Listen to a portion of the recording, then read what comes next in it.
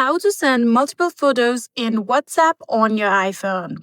So, first of all, simply open your WhatsApp application and then open a specific chat that you want to share the photos to.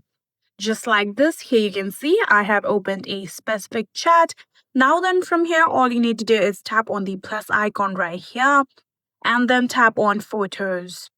So after doing that here, in order to select multiple different photos, what you're going to do is simply tap on the photo just like this. Here you can see I have selected one, tap on the second one, tap on the third one, and lastly, tap on the fourth one.